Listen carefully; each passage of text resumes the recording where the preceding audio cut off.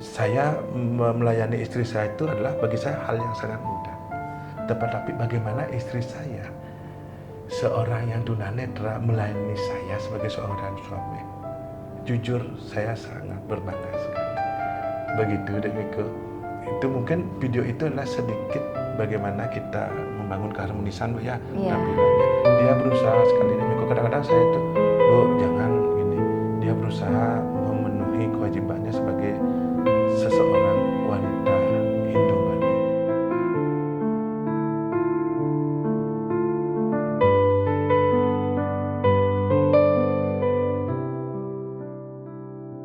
Tapi bagi saya itu kadang begini, kata-kata maaf dan terima kasih itu adalah kata-kata yang bagi saya itu kata-kata ajaib di dalam kita berumah tangga, karena dengan itu saya merasa keegoisan masing-masing itu jadi berkurang, Dek Miko.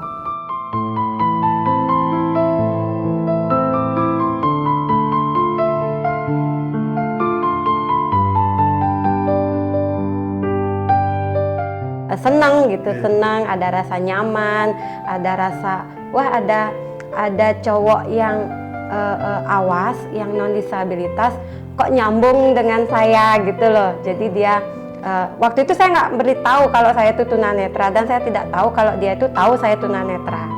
Pada waktu kita masih SMS-an atau teleponan gitu, belum tatap muka. Yang muncul minder itu ketika dia ngajak jalan, ngajak ketemuan atau ngajak keluar itu. Di situ yang minder.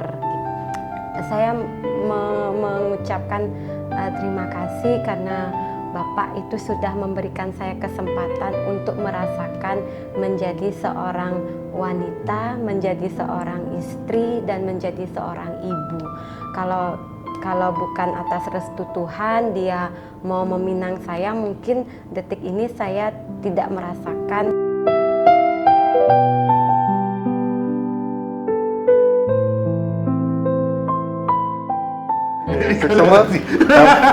Pokoknya Bapak tetap bersama Ibu sampai akhir hayat Ibu.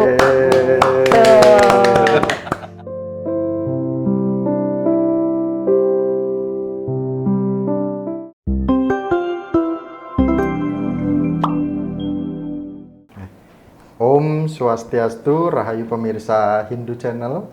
Di media sosial ramai video-video tentang keluarga, keseharian di rumah, kemudian ada momen di mana membanten, kemudian ada video juga menjemput pasangan ketika pulang kerja, ada video momen ngajar, dan juga ada video momen-momen bersama dengan keluarga, yaitu kayak di ruang kamar seperti itu. Nah,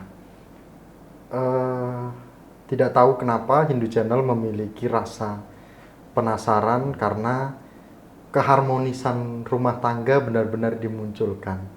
Kebahagiaan, kemudian ada momen-momen lucu, dan ternyata beliau dari Bali, yaitu Pak Made Agus dan juga Ibu Made Ayu. Om Swastiastu. Om Swastiastu. Astungkara Pak Made. Astungkara Ibu Ayu, Ibu Ayu. Udah pernah nonton Hindu Channel? Sudah sempat. Seperti Miko tadi sampaikan Bapak, ini yang menjadi hal menarik adalah awal mulanya Bapak bertemu dengan Ibu itu seperti apa. Kemudian ampura niki, bener nggih Ibu tidak bisa melihat nggih? Iya, tiang tunanetra total. Tunanetra total. Total. Ampura nggih Pak, mungkin kalau Miko nanti ada bahasanya. Nggih, karena banyak penasaran umat Hindu, kemudian ini menjadi titik momen di mana kita bisa menjaga keharmonisan dalam rumah tangga. Awalnya seperti apa sih Pak drama dalam percintaannya? Nggih. Ampura niki semeton dari Bali. Nggih, monggo Pak. Ini bukan racun atau drakor ya Pak. Maksud Dek Miko ya. Nggih. Ini saya bertemu dengan istri itu kira-kira tahun 2012. Nah, pas itu kita ketemu dicomblangin sama Mark Zuckerberg, itu bos Facebook. Oh. Kita ketemu di Facebook, di media sosial Mas Miko gitu.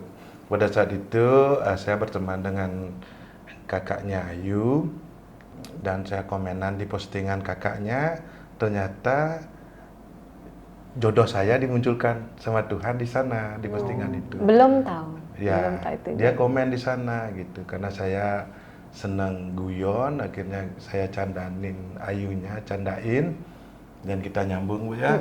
Kita nyambung dari sanalah seperti itu, Dek Miko. Nggak, Ampura nih kan di Facebook nih kan Ampura ibu kan tunanetra nggih. Nggih. Seperti apa komunikasinya pada saat itu Pak? Nggih.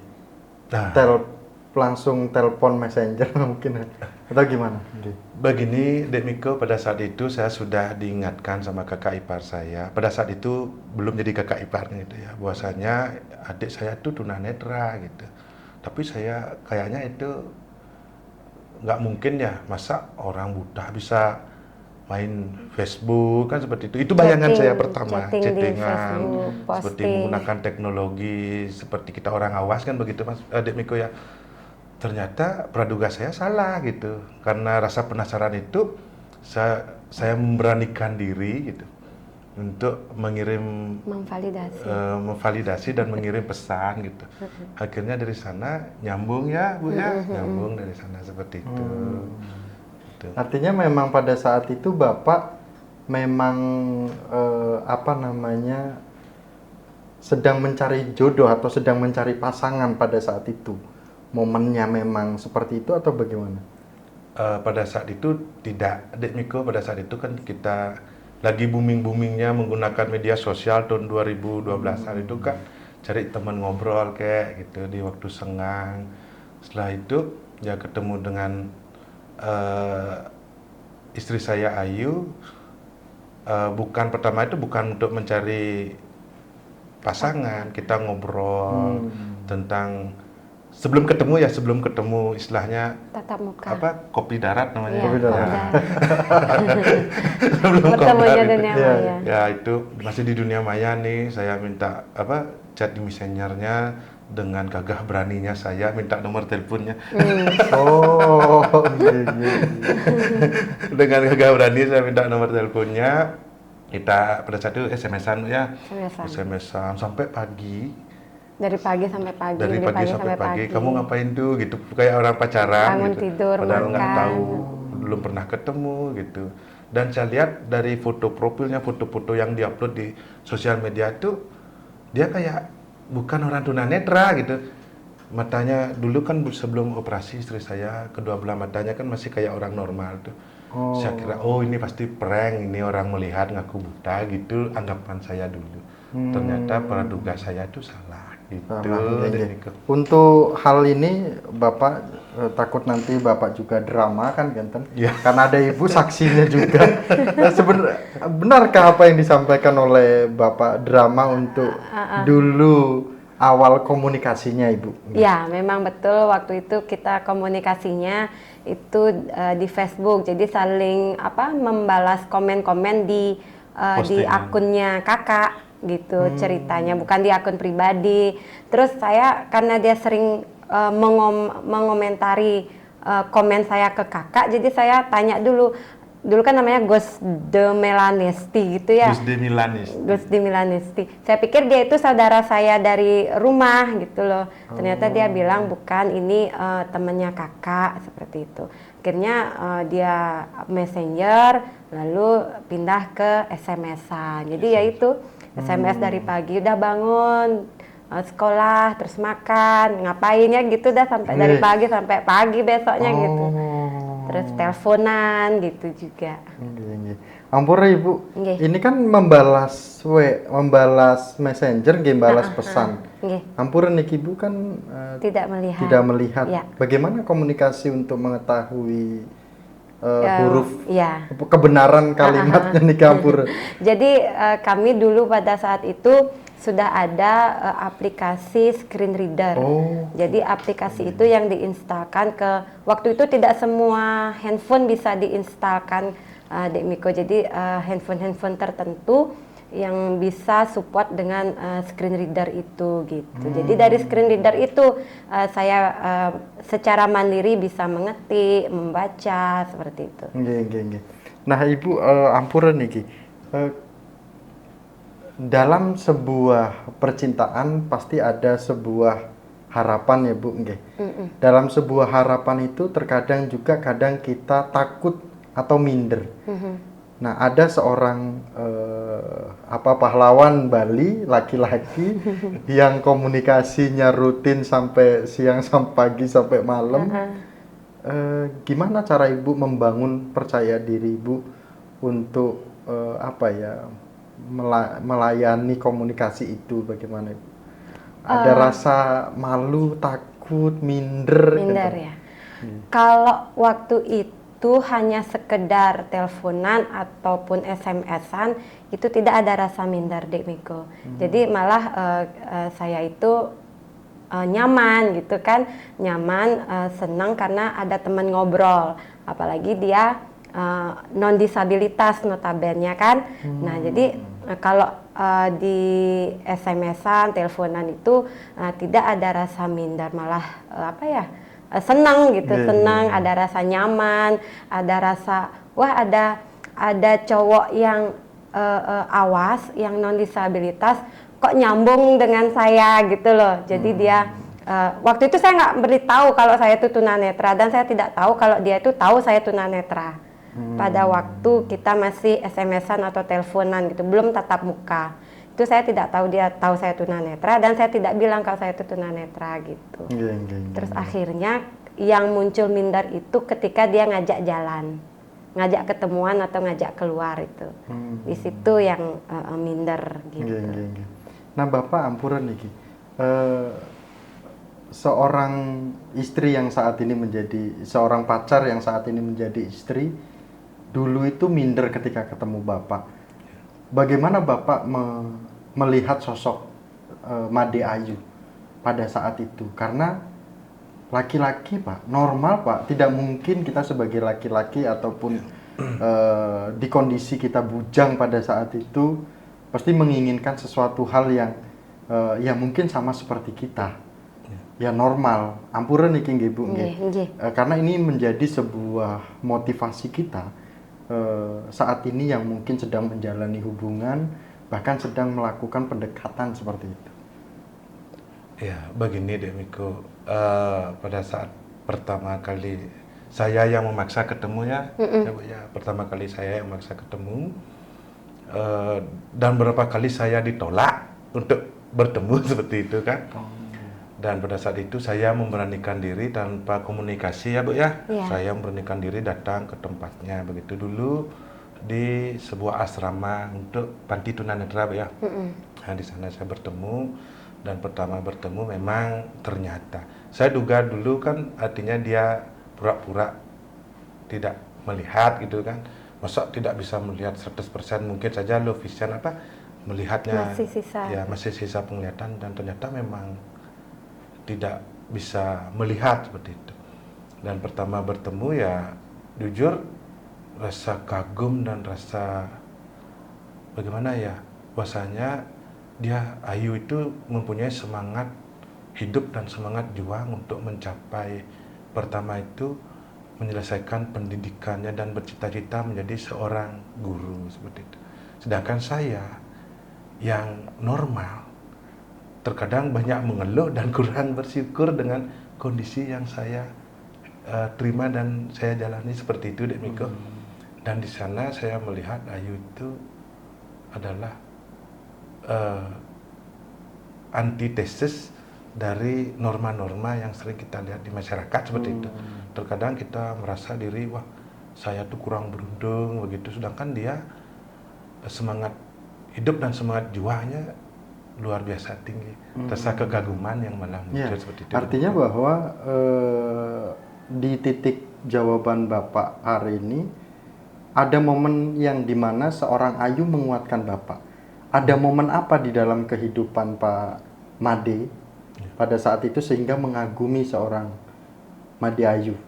Kalimat apa atau momen apa yang sebenarnya tidak ada di kehidupan Bapak dan masalah hidupnya tidak ada di kehidupan Ayu, tetapi seorang Ayu ini menguatkan Bapak. Ya, begini Dek Miko, pada saat saya baru bertemu dengan Ayu itu, kehidupan saya tidak baik-baik saja. Saya mempunyai permasalahan kehidupan yang sangat kompleks ya, seperti itu. Dan juga saya sering curhat ya Bu ya dengan Ayunya, dan bahkan jujur saja Mas Miko ya, pernah saya di titik saya ingin mengakhiri segalanya seperti itu. Mengakhiri segalanya, dan ya Ayu itu memberikan saya semangat, loh kamu itu beruntung loh, kamu dilahirkan lebih baik dari orang lain. Terkadang banyak orang yang masih memiliki kekurangan dari kamu aja masih punya semangat hidup seperti itu. Dan sebuah keberuntungan jika kamu bisa menebus dosa-dosamu, karma hidupmu di kehidupan saat ini. Seperti itu, menyelesaikan semuanya pada kehidupan saat ini.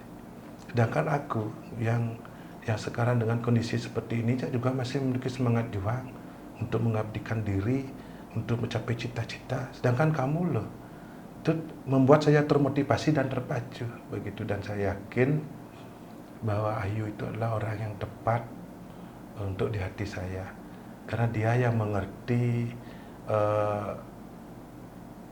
dengan diri saya seperti itu, Demiko. Seberat apa sih Pak kita kok sebagai anak muda Ya. Ada seorang tunanetra yang tidak bisa melihat apa-apa bisa menguatkan seorang Pak Madi?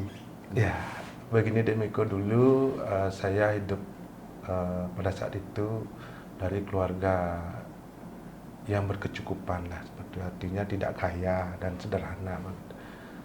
Dan tiba-tiba karma yang harus saya bayar itu datang. Adik saya sakit parah dan membutuhkan biaya yang luar biasa tinggi pada saat itu kan, sampai saya dan sampai keluarga saya dan ayah saya itu harus menjual rumah untuk biaya pengobatan adik saya. Di saat setelah 6 bulan itu adik saya meninggal dunia, adik perempuan satu-satunya seperti itu. Di sana saya merasa gimana ya, Tuhan itu tidak menyayangi saya, jauh dari saya begitu. Padahal keluarga kami ya jujur, salah satu ya bukan kita keluarga yang benar dan baik dalam beragama, tidak menjalankan niatnya sudah seperti, walaupun dalam tingkat yang sederhana seperti itu Mas Miko ya, tapi ya kayaknya artinya kita mempunyai serada kepada Tuhan ya. Di sanalah diuji diri kita sebagai manusia. Di saat kita mempunyai musibah, mendapatkan musibah, bagaimana serada bakti kita kepada Tuhan kan seperti itu. Di sanalah saya diuji, dan Tuhan mempertemukan saya dengan Ayu begitu.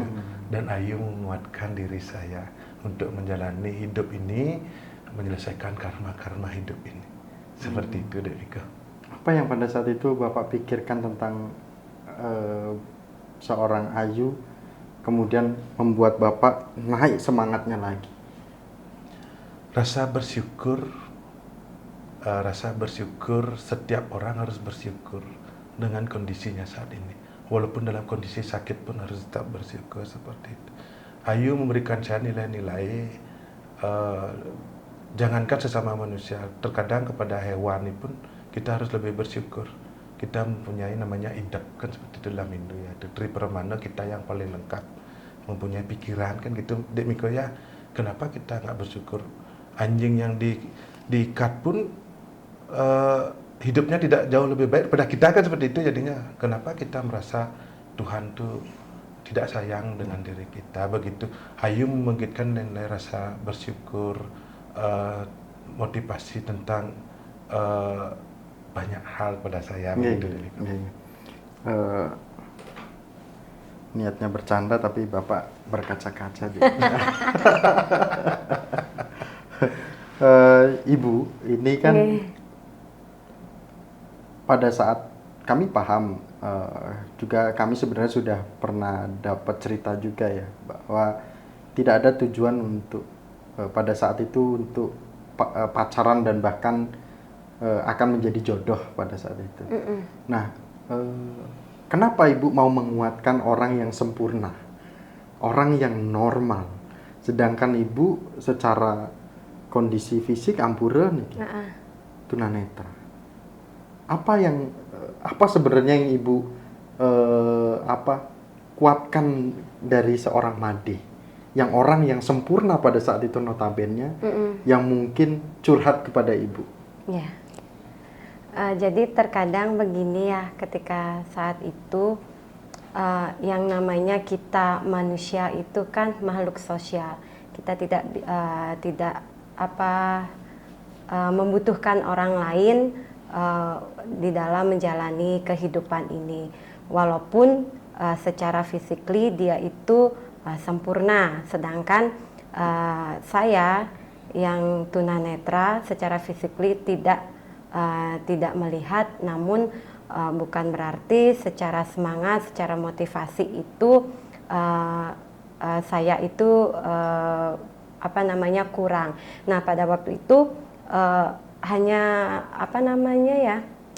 hanya niat sharing, berbagi ketika dia sering cerita, ketika dia sering curhat, sampai menangis tentang dirinya, kehidupannya, keluarganya. Saya di situ hanya ingin berbagi bahwa kehidupan itu tidak hanya seputar kesedihan yang dia rasakan pada saat itu, tergantung bagaimana diri kita memandang kehidupan. Jadi mindset bahwa masih banyak loh hal-hal yang patut disyukuri. Salah satunya di depanmu ini, saya waktu itu saya loh jauh lebih kurang beruntung dari kamu. Jadi tapi kita sama-sama bersyukur, apapun itu Tuhan pasti memberikan jalan, karena setiap yang kita alami itu, saya percaya dengan pengalaman saya, Tuhan itu pasti merencanakan yang terindah bagi kita, walaupun kita merasa itu kok kayak nggak baik lah, nggak bagus lah untuk kita jadi sedih, kita nggak enak dengan situasi kondisi itu. Tapi di balik semua itu ada rencana Tuhan yang indah. Yang penting kita berpikiran positif dan menjalaninya dengan rasa syukur. Pasti nanti ada jalan yang ditunjukkan oleh Tuhan. Jadi itu sih pada waktu itu niat saya berbagi dengan ini Pak Madinya. Yang dulu dipanggilnya sayang. Saya. Beli. Ibu, kalau menurut Ibu, ada semangat apa di balik seorang Made dengan latar belakang seorang Pak Made dengan latar belakang keluarganya yang sebenarnya tadi banyak hal yang ditutupi oleh Pak Made, permasalahan hidupnya. Tetapi kita mau petik sebuah perjuangan Ibu untuk memotivasi seorang Pak Made. Ada apa, kelebihan apa dalam hidup seorang Pak Made, dan harapan besar apa yang akan ditumbuhkan oleh seorang Pak Made seperti itu? Jadi dari suami saya yang ini, yang saya ini. Jadi begini ya, dalam 14 tahun saya mengenal dia, dari awal sampai sekarang itu tidak ada sama sekali berkurang yang saya rasakan perhatiannya, rasa sayangnya, kemudian kejahilannya. Pokoknya karakter-karakter yang saya kenal dia di awal itu masih saya rasakan, saya nikmati sampai titik ini. Jadi intinya dari sosok suami saya ini, saya melihat dia itu orang yang sangat penyayang sebenarnya. Hatinya itu sangat lembut dan sangat sensitif. Dan yang paling saya membuat merasa saya itu sangat beruntung, selain dia itu seorang non disabilitas, adalah dia itu sangat menghargai seorang wanita. Itu. Jadi saya merasakan dan juga sifat melayani itu dia sangat tinggi sekali. Gitu. Artinya bagaimana dia tidak memandang ini gengsi lah seorang cowok untuk mengambil tugas ini harus kamu, itu tidak ada. Artinya dikerjakan bersama-sama, saling bahu membahu, saling support satu sama lain. Itu sih hal-hal yang positif yang saya lihat dari suami saya. Saya sebagai laki-laki, Miko sebagai anak bujang yang akan mungkin bersiap untuk berkeluarga. Yang penting gini, Dek Miko, undangannya ya. Ditunggu. Nanti dulu, Bu, Pak. Gitu. Pak Made, apa yang menjadi cerita Ibu ini pasti ada latar belakang dari seorang Pak Made. Kenapa kok ingin melayani wanita? Kenapa kok ingin membentuk keharmonisan dalam keluarga? Kemudian selalu menunjukkan bahwa di dalam keluarga itu beriatnya dan lain sebagainya itu semua berjalan. Keharmonisan dimunculkan. Saya melihat tidak akan ada sebuah korban di dalam keluarga.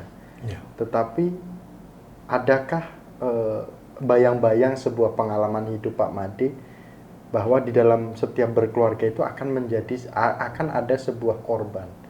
Nah, di dalam perjalanan Bapak berkeluarga sekarang, apa yang ingin Bapak tegakkan? Apa yang ingin Bapak jaga sebenarnya? Ya, pertanyaan yang berat sekali. Maaf gue ya, Dek Miko ya. Begini Dek Miko, bagi kami, bagi kita Bu ya, pernikahan itu adalah dharma patni, artinya pasangan yang mencari kebenaran. Karena pernikahan, mohon maaf dengan sedikit pengetahuan yang saya ketahui tentang agama, karena gerhasta atau pernikahan itu adalah penopang dari pancayatnya, kegiatan beryatnya dalam Hindu Bali kan seperti itu, dan salah satu penopang dari catur asrama, dari brahmacari anak-anak dan orang tua kan dari hubungan pernikahan itu begitu. Dan nilai-nilai pernikahan itu kita bagi kami ya, pertama itu adalah sebuah komitmen dan komunikasi. Membangun suatu keharmonisan itu bukan hanya dari harta, tapi dari pertama itu dasar adalah dharma atau kebenaran kan begitu. Dan dari pernikahan itu adalah munculnya kama atau keinginan, sebuah keinginan Ardhanaraswari, istri dan suami itu harus setara begitu, tidak ada yang lebih rendah, tidak ada yang lebih tinggi begitu. Komunikasi yang penting, jika seperti kita saat ini Bu ya, apapun makan ya berdua, nggak makan ya berdua, seperti itu gitu. Yang penting apapun ya rezeki dari Tuhan, Ida Sang Widiwasa, kita selalu bersyukur.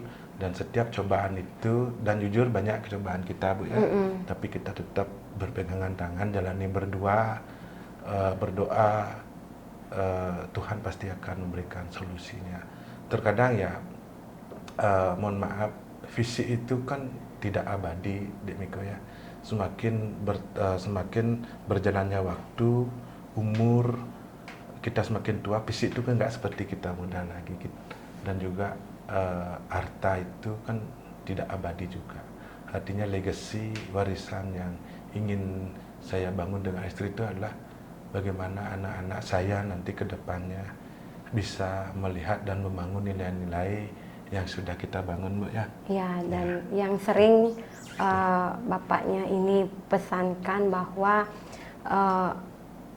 tujuan kami itu adalah untuk beriatnya, begitu kan ya Pak ya.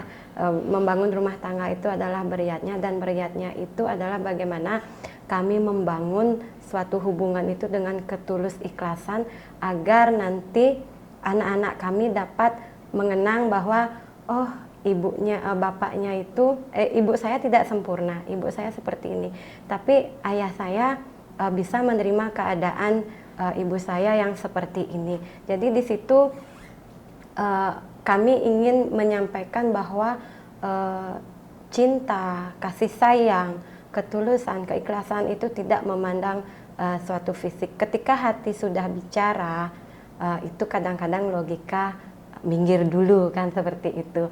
Dan dan kami ingin bahwa anak-anak kami itu mengenang kami dengan kebaikan, bukan keegoisan kami gitu. Jadi karena hal-hal tersebut kami ketika namanya dalam rumah tangga kan pasti aja ada cekcok ya Pak ya, ada crashnya. Nah ketika seperti itu kami mengingat komitmen kami, nilai-nilai yang kami pegang, tujuan kami dalam berumah tangga itu membuat semua kembali lagi fresh gitu ya, kembali damai lagi. Jadi itu sih komitmen-komitmen yang kami bangun di dalam rumah tangga. Komitmen-komitmen itu mungkin akan menjadi pegangan keluarga ibu, dan juga karena ini menjadi sebuah inspirasi kita sebagai penonton Hindu Channel juga. Di dalam setiap keluarga pasti ada masalah, nggih bener Pak nggih. Cuman ketika kita berbicara sebuah keharmonisan, ada momen-momen di mana seorang anak atau seorang keluarga itu merindukan kebersamaan. Nah, kalau menurut Ibu atau Pak Made, sebenarnya Miko tadi kita ada diskusi lumayan keras sih Pak Made tadi ketika diskusi di bawah, bahwa ketika kita egois dalam berkeluarga, seorang berumah tangga, neraka itu adalah anak itu akan menikmati, anak itu akan merasa bahwa kehidupan ini adalah bagian dari neraka. Maksudnya seperti apa tadi? Begini Dek Miko, biasanya kalau suami istri itu sama-sama egois ya, akhirnya berujung pada perceraian. Terkadang satu hal yang mereka lupakan yaitu buah cinta yang hadir karena keinginan mereka sendiri, yaitu anak. Dan setiap perceraian itu yang menjadi korban selalu anak. Begitu, anak yang akan menjalani hidup itu tidak sesempurna anak-anak yang lahir di keluarga yang harmonis seperti. Terkadang ya kalau anak itu bisa mendapatkan jalan yang baik ya, mungkin kehidupannya akan jadi lebih baik kan seperti itu ya. Kalau terkadang anak-anak yang broken home, bahasanya kerennya kan broken home Dek Miko ya, terkadang dia bertemu dengan orang-orang yang tidak baik, ya kemungkinan akan menjadi anak yang tidak baik ke depannya begitu. Dan anak-anak yang mempunyai latar belakang broken home itu, yang menurut istri saya yang sering cerita dengan saya, kan istri saya kan seorang pendidik Dek Miko ya, biasanya mempunyai luka batin dan luka masalah. Dan dia mencari-cari sosok role model kehidupannya itu dia tidak temukan, sehingga dia mencari di luar. Nah, jika yang dia temukan itu positif, kemungkinan dia akan menjadi positif, tapi kemungkinan besar dia akan menjadi sesuatu yang tidak diinginkan itu kan juga besar juga. Jadi hal-hal yang seperti itu yang kami hindari gitu, agar ya semoga Tuhan leluhur juga merestui niat kami, tujuan kami, sehingga kami itu bisa mendampingi anak-anak sampai akhir hayat kami gitu. Terkadang Bapak berpikir nggak sih Pak bisa sampai di titik ini? Enggak ya. Enggak. Kita menjalani aja, ngalir aja dia gitu. Dia tulis ikhlas dengan saya tulis ikhlas dengan Ayu, karena dia adalah bagian dari saya. Walaupun dengan lika-likunya proses kehidupan Bapak. Ya, saya sudah dengan Ayu itu semua sudah hampir semua. Suka duka itu semua kami sudah. Kematian. Sampai saat ini kita masih bersama, Bu ya. Saya sering bilang sama suka Bapak. Suka duka lara pati dengan istri saya sudah hampir semua kita rasakan. Begitu. Saya sering bilang itu gini, Pak, kan kami tuh sering mengalami cobaan sakit itu ya, anak, dia, orang tua, kok gini terus. Terkadang dia, ya namanya manusia kan wajar mengeluh kan gitu. Saya sering bilang gini, Pak, astungkara Pak, seberapapun cobaan sakit yang kita hadapi, yang penting itu bagi Bu, kita tetap bersama-sama, itu yang paling utama. Ketika kita bersama-sama, kita pasti bisa menjalaninya. Apalagi saat kami kehilangan anak kedua kami, di situ dia down sekali. Kemudian ayah, bapak mertua sakit sempat kan sampai hampir 1 tahun lebih ya. Ya, terus dia sampai GERD gitu. Nggak apa-apa kita diberikan cobaan seperti ini, yang penting kita bersama-sama dan kita berdoa semoga selalu ada jalan untuk setiap cobaan itu gitu. Intinya yang penting sama-sama, kita dengan sama-sama itu kita kuat gitu intinya. Pemirsa Hindu Channel, saya tarik napas dulu. Tarik napas dulu Ibu, karena terkadang Miko banyak menemukan kondisi umat Hindu di daerah-daerah. Melihat bagaimana ketertinggalan umat Hindu kita, mereka tetap bertahan berada di jalan Hindu. Kemudian bagaimana kondisi rumah ibadah umat Hindu kita, dan bahkan bagaimana permasalahan keluarga di dalam umat Hindu kita juga Miko sering diskusi. Tetapi di momen ini Miko ketika melihat tayangan-tayangan di media sosial, kadang Miko tersentuh. Tersentuhnya seperti ini. Ada momen di mana seorang laki-laki menjemput istrinya yang pulang kerja.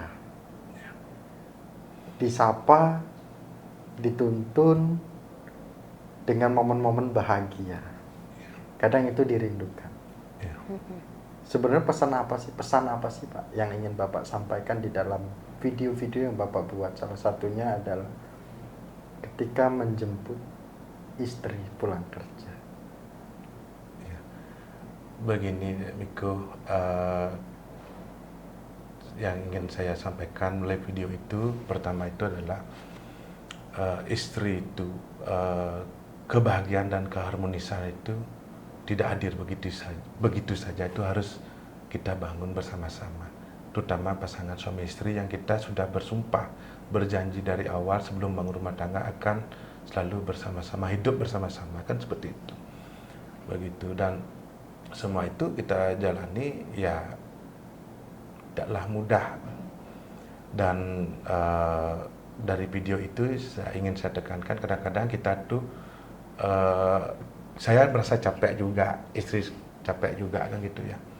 Tetapi dalam setiap ada kesempatan dan momen, canda tawa yang sederhana itu pun bisa menjadi suatu pelepas mood booster lah seperti itu.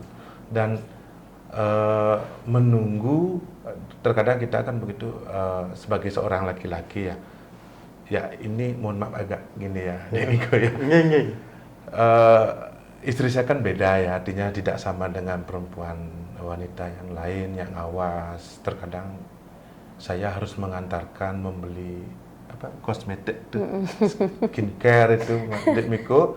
Itu lagi lebih gini, saya harus membacakan ini kandungannya apa, seperti itu. Terkadang ya komunikasi, saya harus berusaha beradaptasi. Belajar beradaptasi dengan melayani istri saya bagaimana. Dan dia juga harus belajar.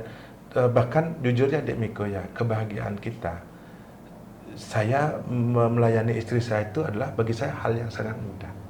Tetapi bagaimana istri saya, seorang yang tunanetra, melayani saya sebagai seorang suami, jujur saya sangat berbangga sekali. Begitu Dek Miko. Itu mungkin video itu adalah sedikit bagaimana kita membangun keharmonisan Bu ya, tampilannya. Dia berusaha sekali Dek Miko. Kadang-kadang saya tuh, Bu jangan gini. Dia berusaha memenuhi kewajibannya sebagai seseorang wanita Hindu Bali. Walaupun tidak sesempurna orang lain Bu ya. Tapi bagi saya sangat berbahagia sekali menjalani hidup saya bersama dengan istri saya. Begitu Dek Miko. Saking bahagianya, gimana Ibu perasaan nah, dijemput itu dia apa ya, Dek Miko. Itulah spesialnya dari suami. Dia tidak pernah menuntut saya tuh, kamu harus begini, kamu harus begitu, harusnya kamu gini, harusnya kamu gitu. Enggak, dia enggak menuntut. Apa yang saya bisa ya lakukan, kalau enggak ya enggak usah, kamu harus begini. Pokoknya dia enggak pernah menuntut, itu yang sangat saya apresiasi sekali. Dan dia mau belajar seperti yang tadi dia bilang, itu dia harus beradaptasi, bahkan untuk skincare saya, mencarikan skincare saya, kemudian baju saya yang pas, padahal dia kan seorang laki-laki ya, dia laki-laki, Pak ini pas, dia sering bilang, aduh kalau kayak gini kan, kalau selera bapak kan ini bu, bapak sukanya ini. Nah pokoknya bapak suka nggak lihat ini dia. Saya bilang gitu, suka sih, kalau ini terlalu rame ya udah nggak jadi gitu. Kalau dulu waktu saya belum nikah kan sama kakak perempuan, kalau sekarang kan dia udah jauh gitu. Jadi ya hanya ada dia, ya dia harus mau belajar gitu. Jadi penyesuaian itu yang buat saya sangat-sangat bersyukur. Itu kelebihannya dia. Gitu. Meskipun dia dibilang sangar ya tampangnya, tapi hatinya lembut dan mau melayani, itu yang penting. Sedikit ingin saya tambahkan, Dek Miko, waktu cepat sekali berlalu. Nanti anak-anak saya sekarang, ya walaupun sekarang masih kecil Bu ya, masih SD yang paling sulung, di saat dia sudah besar, dia berumah tangga, dia pasti akan sibuk dengan keluarganya sendiri. Dan masa tua itu pasti dengan istri, begitu. Dan apa yang kita bangun sekarang ini, keluarga kita Bu ya, itu menjadi legacy kepada anak-anak kita. Walaupun nanti kita sadar kok dia pasti anak saya udah punya anak, pasti saya inginkan dia prioritaskan keluarganya daripada kami Bu ya. Dan kita jalani. Anak saya yang sulung tuh sekarang 7 tahun tuh udah bisa giniin bapaknya. Kadang kan bapaknya naruh apa gitu sembarangan, lupa gitu, terus saya lewat, saya tabrak, dia yang ngomel, bapak udah tahu ibu itu ndak lihat, masih naruh ini sembarangan, gimana bapak ini katanya sayang sama ibu gitu. Dia udah bisa mengomel. Terus kalau dia giniin cewek tuh kan pas gini, bu bapak tadi loh godain cewek. Begini Miko ya, saya itu kan udah bilang sama istri, saya ingin menguji anak saya kan. Saya ngajak ngobrol cewek, padahal itu adik sepupu saya begitu, atau keponakan saya Bu ya. Nanti saya bilang sama istri, nanti anakmu pasti ngadu gitu. Nanti gitu. Bapaknya sering menanamkan ke anak itu bahwa Ami, ibu Ami loh nggak lihat, tapi ibu bisa ngurus Ami, memandikan Ami, mempersiapkan Ami sekolah. Ami harus sayang sama ibu. Jadi karena itu dia, kalau bapaknya aneh-aneh atau candain itu, dia langsung gini ke saya, laporan ke saya gitu. Jadi dia kayak posesif gitu dia, si sulung itu. Nah ibu, bapak mungkin di banyak hal video-video yang momen-momen dimana bercanda ketika ngepel, kemudian buat ibu kaget, gitu kan.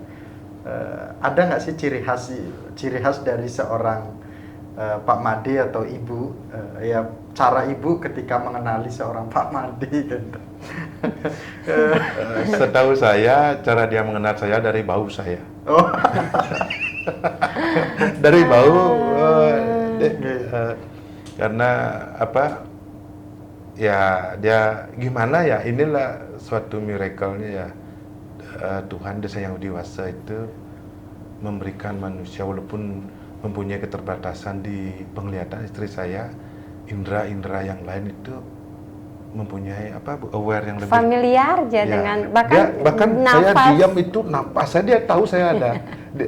Mohon maaf Dek Miko ya, saya sering kan jemput dia ke sekolah itu ya, saya tuh pura-pura gini, dia mengendap-endap, teman-teman gurunya udah ketawa aja, saya sering guyon, dia tahu kok saya di sana. Gitu dah. Bapak gitu, kayak film apa dulu itu Bu, Si Buta dari Gua Hantu tuh, kayak gitu udah. Dia tahu, Bapak nih ya, dia tahu dah, padahal saya pura-pura sudah mengendap-endap kayak ninja. Ternyata insting wanita itu main dia, insting. Bahaya Miko juga punya pacar, hati-hati nanti gitu. Insting wanita nanti main. Dan kemudian ibu ketika tahu bahwa itu bapak, apa yang langsung ibu reaksi? Biasanya tiba-tiba reaksi. Oh, biasanya ininya nih. Ini yang langsung tret, kalau nggak pecat hidung gitu sih. Hanya ibu dan anak yang boleh pegang jenggot bapak gitu. Nggak ada yang berani soalnya. Nggak ada dan yang orang berani. tua saya. Kalau ibu, saya gini Miko, kalau sama bapak, ayah saya, artinya kan seriously dia, saya nggak berani bercanda kan. Kalau sama ibu kandung saya sering sekali guyon gitu, sering bercanda dengan ibu saya. Ibu saya kadang-kadang kesel tuh, "Rombel aja jenggot kamu ini sudah tua masih aja gini gitu model." Gitu. Ya di sanalah saya merasakan suatu kebahagiaan walaupun saya bukan orang yang Hebat, punya orang yang mampu, gitu. tapi ya bukan gitu. dari apa adanya Bu, ya. Ya. Seperti itu deh. Kemudian Ibu, ini kan saat ini yang menjalin keluarga harmonis, yang menjalani keluarga harmonis adalah Ibu yang merasakan. Bagaimana Ibu mengucapkan rasa syukur dan rasa bahagianya kepada Pak Made yang menemani sampai saat ini dan seterusnya nanti. Monggo Ibu bisa sampaikan ke Pak Made. Apa ya, yang itu dah yang kami itu jarang, terus terang kami itu jarang untuk mengatakan hal-hal yang romantis kali gitu, bukan tipikal kami itu lebih ke tindakan. Tapi yang sering saya katakan ke dia itu, saya mengucapkan terima kasih karena Bapak itu sudah memberikan saya kesempatan untuk merasakan menjadi seorang wanita, menjadi seorang istri, dan menjadi seorang ibu. Kalau bukan atas restu Tuhan, Dia mau meminang saya, mungkin detik ini saya tidak merasakan hidup saya menjadi bagaimana seorang istri, seorang ibu. Jadi saya sering mengucapkan makasih ya Pak ya. Sama-sama. Kamu mengucapkan terima kasih untuk itu. Dan yang sering saya ginikan itu, pokoknya yang penting kita harus sama-sama Pak, apapun itu Bapak tidak boleh merasa sendiri. Kita sama-sama saling menguatkan satu sama lain. Kalau saya seperti itu. Bapak, saya yakin bahwa dibalik dari bercandanya Bapak, dibalik dari bahagianya Bapak menghibur keluarga dan Bu Made atau sebagai istri, ada di mana Bapak pasti akan merenungi di dalam perjalanan kehidupan Bapak. Ya. Bagaimana Bapak mengucapkan rasa syukur kepada Ibu Made sehingga menunjukkan keturunannya, kepeduliannya yang luar biasa terhadap Bapak sebagai laki-laki. Hampir setiap hari saya sampaikan, karena istri itu adalah gimana ya, istri itu adalah gerbang. Saya sangat bersyukur sekali Ayu mau menjadi gerbang untuk leluhur saya dan jiwa-jiwa agar punya jalan untuk memperoleh kesempatan kedua untuk penebusan karma, menjalani hidup kembali atau reinkarnasi seperti itu. Dan banyak hal saya jujur saja Dek Miko, hampir setiap malam kita mengobrol ya. Ada waktu saya selalu mengucapkan terima kasih kepada istri saya. Banyak hal sekali dalam rumah tangga, mungkin nggak etis saya sampaikan dalam podcast kali ini. Bagaimana istri saya, jujur saja istri saya itu lebih banyak tahu tentang memotivasi untuk memberikan lebih jernih dalam berpikir seperti itu dalam menanggapi kehidupan. Dan saya sangat berterima kasih kepada Ida Hyang Wdiwasa. Saya yakin sekali Tuhan Ida Hyang Wdiwasa memberikan saya jalan untuk menikahi Ayu adalah anugerah yang luar biasa. Karena Ayu juga adalah pendamping sebagai navigator hidup saya, memberikan jalan bahwasanya ini loh kamu harus jalani seperti ini, seperti itu. Dan setiap malam seperti itu, seperti yang tadi disampaikan istri saya, banyak sebenarnya permasalahan dalam keluarga kita, tapi bukan permasalahan pengkhianatan Bu ya, permasalahan hidup terutama anak Bu ya, dan orang tua di rumah, bagaimana kita mensiasati, mencari jalan. Dan yang sering kok di dalam rumah tangga kita itu dia sering mengucap kata maaf. Padahal yang harusnya maafkan saya karena saya tidak bisa menjalankan tugas sebagai seorang istri, seorang ibu dengan sempurna. Tapi saya berusaha secara maksimal yang saya bisa gitu kan.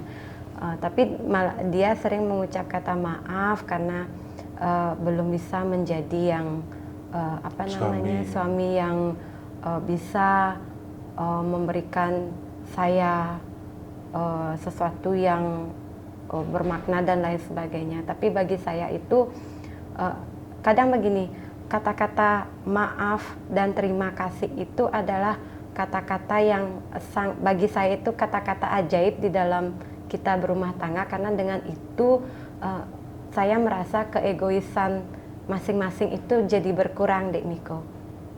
Jadi egois saya, egois suami itu jadi terkikis begitu. Jadi bagi hal-hal itu yang saya pelajari, yang saya peroleh di dalam perjalanan rumah tangga kami yang masih seumur jagung ini, yang masih mau ke 8 tahun ini gitu. Oke, Ibu, karena Ibu hadir di Hindu Channel dan dari tadi kan hanya di lingkup keluarga, mungkin pesan untuk adik-adik kita atau bapak ibu kita yang ada di luar Bali yang menyaksikan Hindu Channel pada hari ini, baik itu bagaimana menjaga harmonis keluarga dan bagaimana menerima kondisi yang dimana pasti akan ada pelangi dan matahari yang membuat kita terang. Jadi bagi sahabat Hindu Channel dimanapun berada, baik yang masih muda ya ataupun yang sudah berkeluarga dan mungkin pengalamannya juga lebih banyak daripada kita di sini, saya hanya ingin berbagi bahwasannya ketika sahabat Hindu Channel itu menghadapi suatu permasalahan, suatu cobaan yang membuat kita sedih, yang membuat kita down, itu jangan lupa untuk kembali kepada jiwa kita sendiri. Jangan kemana-mana, kembali pada diri kita sendiri, tanyakan kepada diri kita dan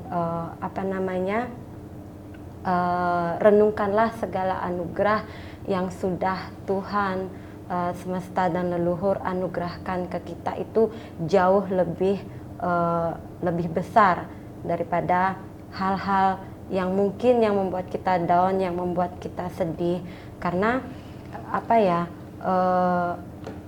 banyak hal di luar sana yang masih lebih kurang beruntung daripada kita.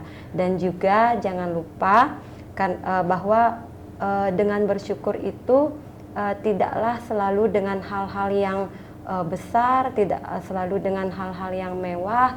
Bahkan ketika kita bisa merasakan kebersamaan bersama orang-orang terdekat kita, ada untuk mereka, janganlah kita menjadi hebat untuk orang-orang lain gitu ya, tapi kita menjadi hebat untuk orang sekitar kita, untuk keluarga kita, itu sudah sangat bermakna sekali dan membuat kita itu bahagia, karena bahagia itu sangatlah sederhana, tergantung bagaimana sudut pandang kita memaknai kebahagiaan tersebut. Jadi tetap semangat, tetap bersyukur, Astungkara selalu ada jalan kebaikan ketika kita berniat baik dan berbuat baik. Astungkara, pemirsa Hindu Channel, Ibu, Bapak, sehat selalu. Nanti lain waktu kita main ke rumah. Terima kasih. Yang muda-muda ini ingin banyak belajar dan ingin banyak juga mendapatkan pengalaman. Di lingkungan manapun, semoga kami mendapatkan hal yang baik untuk kedepannya. Oke, Bapak. Dan untuk closing statementnya, silahkan Bapak untuk ya menyampaikan dikit ke ibu, kemudian ya lucu boleh ataupun apa boleh, romantis boleh, pelukan boleh. Nah ini untuk menunjukkan kepemisahan. Karena tadi bapak menahan rasa emosinya agak nahan air mata, kemudian untuk Itu tuh closingnya. sebenarnya Enggak, tercipta Bapak. tidak ini ya, kalau Karena iseng gitu ya. Kalau memang di setting tuh kayaknya nggak Enggak, bisa. nggak apa-apa. Karena ciri khasnya adalah pegang jenggot. Iya. Boleh kata-kata buat ibu, kata-kata romantis lah. Lucu romantis. Apa Pak? Beli sayangkan adik. Boleh pegang jenggotnya Bapak. Perlu ibu. Iya, Ibu. Makasih banyak ya Pak ya. Iya, Ibu. Udah sering jahilin ibu. Jangan keras-keras nanti gini rontok. Tapi jahilnya Bapak itu buat ibu candu. Buat ibu candu ya Pak ya, Iya. sering-sering jahilin ya. Benar. Ah, Benar. Jangan. Nggak marah. Benar, Itu jangan. ada saksi lah. Semua. Pokoknya Bapak tetap bersama ibu sampai akhir hayat ibu. Oke, kami tutup dengan Paramasanti di Hindu Channel bersama dengan Ibu Made dan Bapak Made. Paramasanti, Om Santi Santi Santi. Om. Untuk semua Bapak sehat-sehat, Ibu Salimah. Ibu Oke, sehat-sehat. makasih Dek Mika.